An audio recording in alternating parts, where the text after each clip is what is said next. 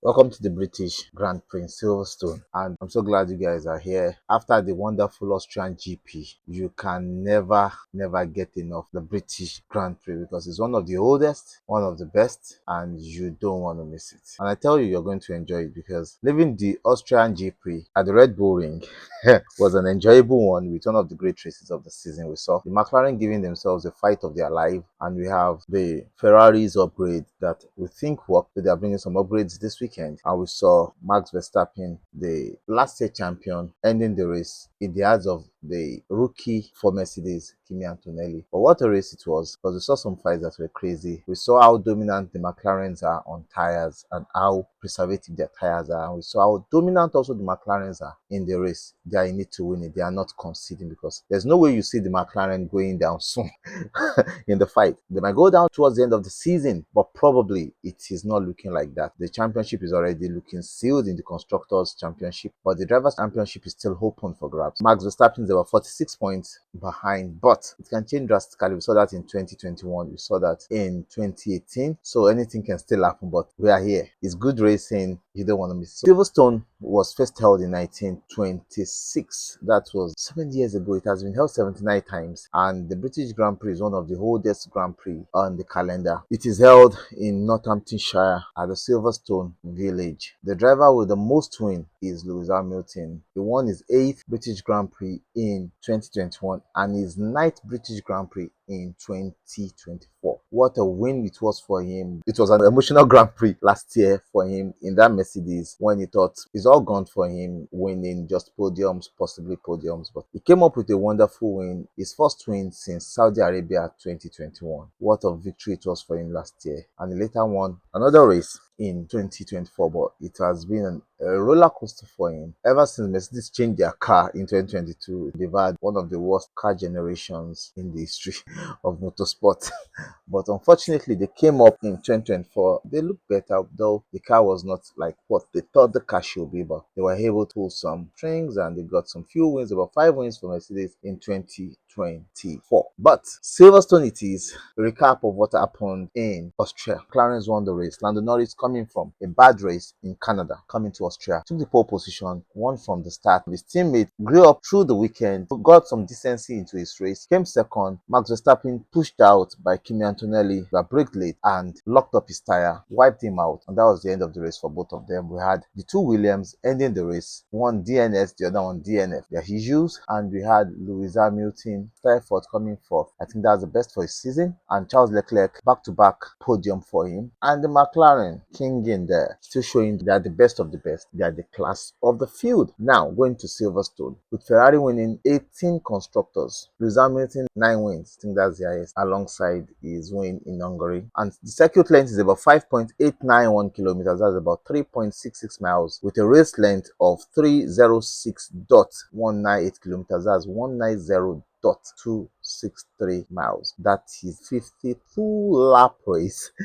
Podium last year was George Russell and Mercedes. The rain was crazy and it set a precedent for a lot of things for the race. And that was a treacherous race in which we saw the toughest coming out to win the race. And I think Lewis Hamilton did a good job in that race to make sure he put himself on the podium. Lewis Hamilton won the race. George Russell ended the race as a DNF, Max Verstappen second, Lando Norris third, and Carlos Sainz getting the fastest lap of the race. Now, for the early forecast we have, Silverstone is not looking good for sun, as rain predicted for Saturday qualifying and Sunday race. So there might be rain on Saturday and on Sunday. The Friday practice should be dry, but it might drizzle a little bit after the FP1, FP2. But qualifying on Saturday should have some rain, which set it up for a wonderful weekend. You know, when you have rain in Silverstone, you cannot just take it off. It's going to be very interesting. We're having temperatures as low as 12 degrees on Friday. On Sunday, we might have temperatures as high as 25 degrees, low as 12 degrees, with 20% possibility of rain. It's not looking like there will be no rain, and rain brings enjoyment to the British GP, like I said. But when we will be having the concert on Thursday, the concert starts on Thursday, we should be having temperatures as high as 22 degrees and as low as 10 degrees, with 20% possibility of rain in the morning and in the evening. For the concert, we might be having, and I'll tell you who will be there. Just hold on, just hold on, just hold on. Sam Fender, Rye, Fatboy Slim,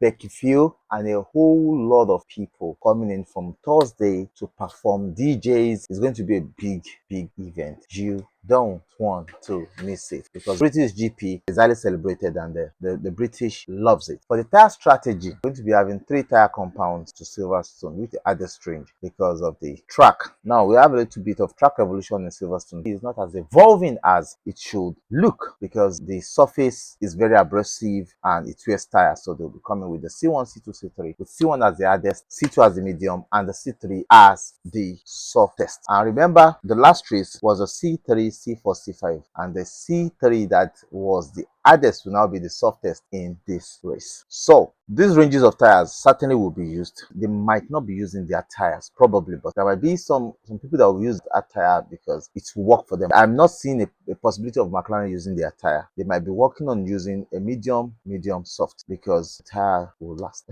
They preserve tires, and if the upgrades Ferrari brings are going to work, they might also fall into that mix. But we can see some other teams using their tire. They can flare up their tires as soon as possible and make it work for them. But certainly it's going to be an interesting race afternoon. The tire cambers, the tire temperatures might vary. It depends on what Pirelli thinks would work, but it's going to be a very interesting one. Let me quickly give you a backstory of the British GP in the last 4 years. In 2021, the year of the championship decided between Max Verstappen and Lewis Hamilton. Lewis Hamilton won the race after himself and Max Verstappen collided on lap 1, and Max Verstappen lost out, got a fatal accident, over 5G of force, and was out of the race, was taken to the hospital. Lewis Hamilton came back to win the race after a 10-second penalty, and to everybody it felt unjust because it was a fatal accident. But this is motor race. This is what this guy signed for. I think after the 2021 saga, they're friends. So that's what we want to see. You race hard and you're back.